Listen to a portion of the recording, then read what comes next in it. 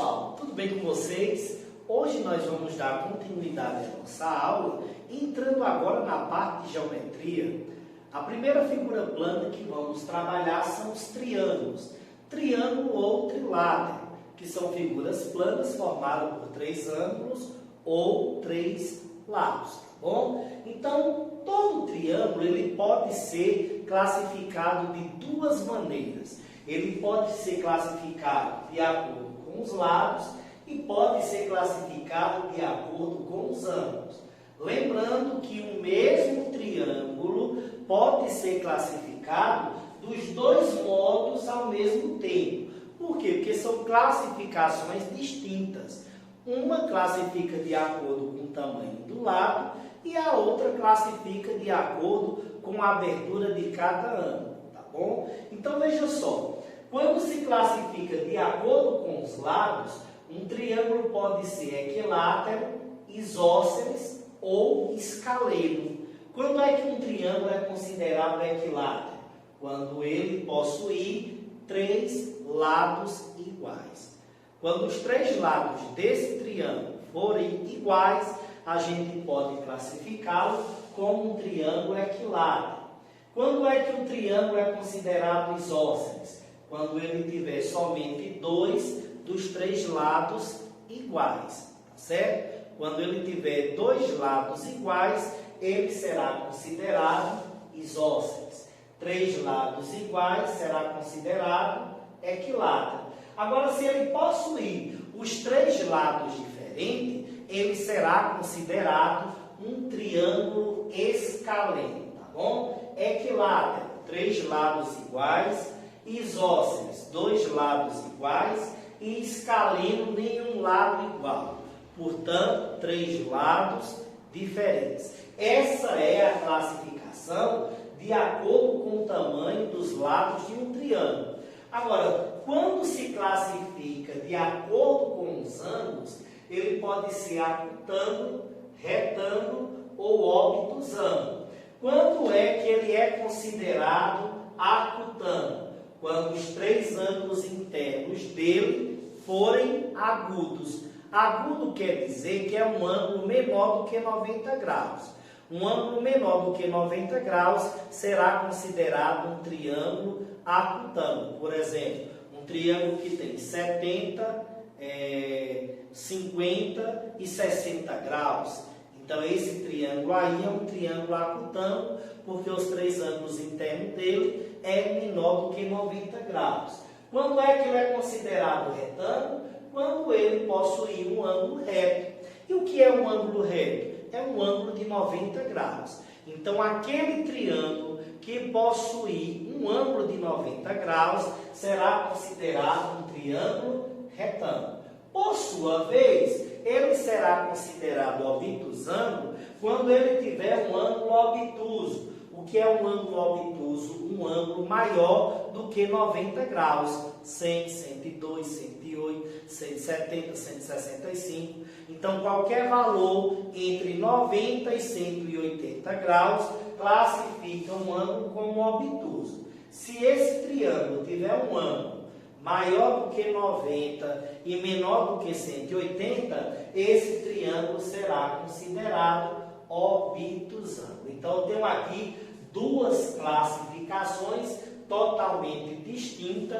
Complemento ainda para vocês que o mesmo triângulo pode receber essas duas classificações ao mesmo tempo. Você pode ter um triângulo que seja isósceles, né? Dois lados iguais, e ele ser retângulo, sem problema nenhum. Esse triângulo ele pode ser acutângulo e pode ser equilátero ao mesmo tempo, sem problema nenhum. Esse triângulo pode ser retângulo e pode ser escaleno ao mesmo tempo, também sem problema nenhum, tá bom? Então, são duas classificações distintas, de modo que eu posso aplicar as duas classificações simultaneamente ao mesmo triângulo, né?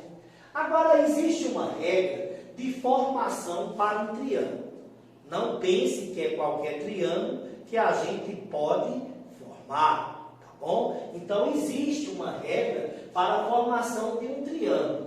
essa regra, ela faz parte da desigualdade triangular. Quer dizer o seguinte, em cada triângulo, em qualquer triângulo, um dos seus lados deve ser menor do que a soma dos outros dois, tá bom? Em qualquer triângulo, cada lado deve ser menor do que a soma dos outros dois. Por exemplo, eu desenhei aqui um triângulo ABC, né, que tem 5 centímetros, 7 centímetros e 9 centímetros. Será que esse triângulo existe? A gente precisa trabalhar com a desigualdade triangular. Como? Eu tenho que olhar se esse lado é menor do que a soma dos outros dois. Por exemplo, 5 é menor do que 9 mais 7? É. Porque 9 mais 7 é igual a 16. E 5 é menor do que 16. Verdade. Agora vamos olhar aqui esse outro lado. 7. 7 é menor do que 9 mais 5? É. 7 é menor do que 9 mais 5. Porque 9 mais 5 são 14. E 7 é menor do que 14. Verdade. Até agora esse triângulo está existindo. Agora vamos olhar aqui esse 9. Será que 9 é menor do que 5 mais 7? É sim, porque 5 mais 7 é igual a 12.